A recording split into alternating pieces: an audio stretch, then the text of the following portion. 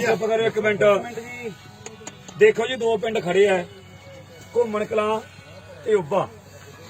ਕਿਉਂਕਿ ਉੱਬੇ ਨੂੰ ਕਿਵੇਂ ਆਉਣਾ ਪਿਆ, ਇਹ ਬਾਹਰ ਉੱਬੇ ਦਾ ਸੀਗਾ। ਚਲੋ ਇਹ ਮੁੰਡਾ ਸੀਗਾ ਉੱਬੇ ਦਾ, ਕਿਉਂਕਿ ਸਾਨੂੰ ਪਹਿਲਾਂ ਤਾਂ ਪਤਾ ਨਹੀਂ ਸੀ।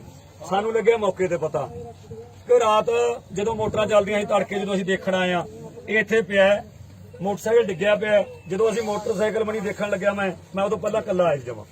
ਮੋਟਰਸਾਈਕਲ ਦੇਖਣ ਲੱਗਿਆ, ਇਹਦੀ ਸਿਰਿੰਜ, ਇਹਦਾ ਕੈਪ ਜਾਂ ਸਿਰਿੰਜ ਵਾਲਾ ਉਹ ਇੱਥੇ ਪਿਆ ਸੀ ਤੇ ਮੋਬਾਈਲ ਪਿਆ ਸੀ। ਸਾਨੂੰ ਤਾਂ ਕੀ ਪਤਾ ਲੱਗਣਾ ਜੀ ਕਿੱਥੋਂ ਦਾ ਇਹ। ਉਹ ਜਦੋਂ ਦਾ ਮੋਬਾਈਲ ਸਰਪੰਚ ਸਾਹਿਬ ਆਏ ਤੇ ਆ ਜਿਹੜੇ ਆਪਣੇ ਬਾਈ ਵਰਗੇ ਜਿੰਨੇ ਵੀ ਹੋਰ ਆਪਣੇ ਨਗਰ ਦੇ ਕਲੱਬ ਮੈਂਬਰ ਜਾਂ ਹੋਰ ਵੀ ਜਿੰਨੇ ਆਪਣੇ ਪਿੰਡ ਦੇ ਬੰਦੇ ਆ, ਜਦੋਂ ਦੇਖਿਆ ਮੋਬਾਈਲ ਤਾਂ ਮੋਬਾਈਲ ਲਾਇਆ, ਉੱਬੇ ਲੱਗਿਆ। ਉੱਬੇ ਦੇ ਪਰਿਵਾਰ ਦੇ ਇੱਕ ਮੁੰਡੇ ਨਾਲ ਨੌਜਵਾਨ ਨਾਲ ਗੱਲ ਹੋਈ। ਪਾਪਾ ਨਹੀਂ ਉਹ ਬੰਦੇ ਨੂੰ ਚਿਹਰਾ ਜਾਣਦੇ, ਕਿਉਂਕਿ ਫੋਨ ਇਹਦੇ ਫੋਨ ਤੋਂ ਲਾਇਆ, ਤੇ ਉਹ ਜਦੋਂ ਉਹ ਕਹਿੰਦਾ ਵੀ ਹਾਂ ਮੈਂ ਬੰਦੇ ਨੂੰ ਜਾਣਦਾ, ਕੁਲਵਿੰਦਰ ਸਿੰਘ ਦਾ ਨਾਮ ਦੱਸਿਆ। ਕਿਉਂ ਜੀ ਇਹੀ ਨਾਮ? ਹਾਂ ਕੁਲਵਿੰਦਰ ਸਿੰਘ, KSA ਦੀ ਬਾਹ ਦੇ ਉੱਤੇ ਵੀ ਪਾਇਆ ਹੋਇਆ। ਹਾਂ ਚਲੋ ਆਹ ਮੋਬਾਈਲ ਹੈ। ਅਸੀਂ ਇਹਨੂੰ ਜਦੋਂ ਫੋਨ ਕਰਿਆ, ਜਿਹਦੇ ਵਿੱਚ ਇਹਦਾ ਚਿੱਟਾ ਵੀ ਪਿਆ ਹੈਗਾ ਥੋੜਾ ਬਹੁਤਾ, ਵੀ ਜੇ ਤੜਕੇ ਲਾ ਲੂੰਗਾ ਤੇ ਉਦੋਂ ਬਾਅਦ ਜੀ ਉਹ ਤਾਂ ਲਾਵੇ ਨਾ ਕਰੇ, ਉਹਦੀ ਆਪਾਂ ਨੇ ਇਸ ਗੱਲ ਦਾ ਮਤਲਬ ਨਹੀਂ। ਸਾਡਾ ਮਤਲਬ ਇਹ ਹੈ ਜੀ, ਸਾਨੂੰ ਕੋਈ ਚਿੱਟੇ ਦਾ ਨਹੀਂ, ਕਾਲੇ ਦਾ ਨਹੀਂ। ਅਸੀਂ ਤਾਂ ਇਹਦਾ ਪ੍ਰੂਫ ਦੇਖਿਆ ਵੀ ਇਹਦੇ ਕੋਲੇ ਸੀ। ਪਰ ਅਸੀਂ ਜਿਹੜੀ ਸਭ ਤੋਂ ਵੱਡੀ ਗੱਲ ਕਰਦੇ ਆ, ਆਹ ਖੜੇ ਉੱਬੇ ਦੇ, ਆਹ ਸਾਡਾ ਭਰਾ ਹੈ। ਕਿਸੇ ਦੇ ਦੇਖੋ, ਕਿਸੇ ਤੇ ਮੇਰਾ ਭਰਾ ਵੀ ਨਸ਼ੇ ਨਾਲ ਮਰ ਸਕਦਾ। ਇਹ ਕੋਈ ਬਾਹਲੀ ਵੱਡੀ ਨਹੀਂ, ਆਪਾਂ ਨੂੰ ਕੋਈ ਐ ਨਹੀਂ ਵੀ ਇਹ ਕੋਈ ਖੁਸ਼ੀ ਵਾਲੀ ਗੱਲ ਹੈ।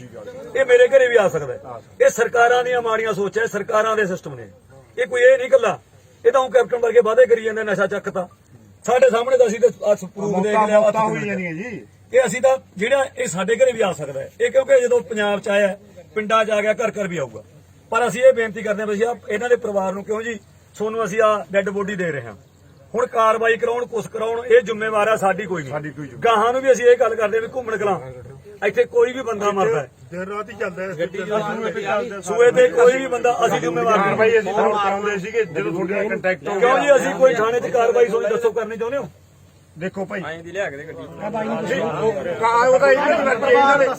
ਜੀ ਦੱਸ ਦਿਓ, ਜੇ ਤਾਂ ਕੋਈ ਹੋਏ ਜੀ ਕਰਾਉਣੀ ਆ ਤਾਂ ਉਹ ਦੱਸ ਦਿਓ। ਹਾਂ ਜੀ ਉਹ ਅਸੀਂ ਰਾਏ ਕਰਕੇ ਬਾਅਦ 'ਚ ਦੱਸ ਦੇਂਗੇ। ਠੀਕ ਹੈ ਜੀ, ਓਕੇ।